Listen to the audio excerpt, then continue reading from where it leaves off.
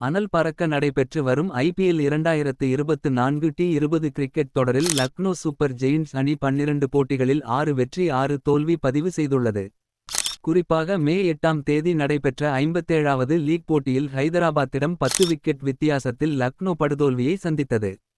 அப்போட்டியில் முதலில் பேட்டிங் செய்த லக்னோ 166 ரன்களை இலக்காக நிர்ணயித்தது. அதிகபட்சமாக நிக்கோலஸ் பூரான் 48 நட்சத்திரக்குறி, ஆயுஷ் பதோனி 55 ரன்கள் எடுத்தனர். ஆனால் அதை துரத்திய ஹைதராபாத்துக்கு வேறு ஏதோ பிட்சில் விளையாடுவது போல் அடித்து நொறுக்கிய அபிஷேக் சர்மா 75 நட்சத்திரக்குறி, டிராவிஸ் ஹெட் 89 ரன்கள் விளாசி 9.4 ஓவரில் எளிதாக வெற்றி பெற வைத்தனர். அதனால் தோல்வியை சந்தித்த லக்னோ பிளே ஆஃப் சுற்றுக்கு செல்ல அடுத்த 2 போட்டியில் வென்றாக வேண்டிய கட்டாயத்திற்கு தள்ளப்பட்டுள்ளது. வெளியான ரிப்போர்ட். அதன் காரணமாக போட்டி முடிந்ததும் கேப்டன் KL ராகுலை லக்னோ அணியின் உரிமையாளர் சஞ்சீவ் கோனேகா கோபத்துடன் திட்டுவது போல் பேசினார். குறிப்பாக ஆரம்பத்திலேயே மார்கஸ் ஸ்டோனிஸ் 5, டி காக் 3 ரன்களில் அவுட்டானதால் நிதானமான விளையாடிய கேப்டன் KL ராகுல் 29, 33 ரன்கள் எடுத்தார். அவருடைய மெதுவான இன்னிங்ஸ் தோல்விக்கு முக்கிய காரணமானது. எனவே ஹைதராபாத் அப்படி விளையாடிய அதே பிட்சில் நீங்கள் இப்படி விளையாடலாமா என்ற வகையில் ராகுலை அவர் திட்டியதாக தெரிகிறது.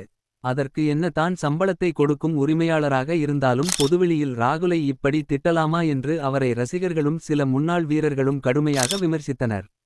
மேலும் சுயமரியாதை இருந்தால் லக்னோ அணியிலிருந்து இந்த வருடத்துடன் வெளியேறுங்கள் என்றும் ராகுலுக்கு ரசிகர்கள் ஆறுதல் தெரிவித்தனர்.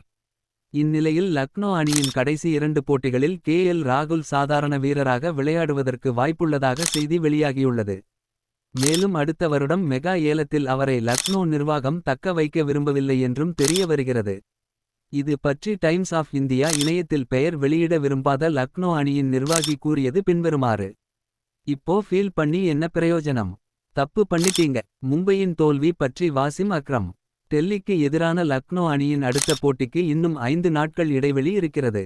தற்போதைய நிலைமையில் எந்த முடிவும் எடுக்கப்படவில்லை. ஒருவேளை கடைசி 2 போட்டிகளில் ராகுல் தன்னுடைய பேட்டிங்கில் மட்டும் கவனம் செலுத்த விரும்பினால் அதற்காக லக்னோ நிர்வாகம் கவலைப்படாது என்று கூறினார். சமீபத்திய வருடங்களாகவே ராகுல் குறைந்த ஸ்ட்ரைக் ரேட்டில் விளையாடுவதை வழக்கமாக வைத்துள்ளார். அதனால் அடுத்த வருடத்துடன் அவரை லக்னோ கழற்றி விடுவதற்கு அதிக வாய்ப்புள்ளது குறிப்பிடத்தக்கது.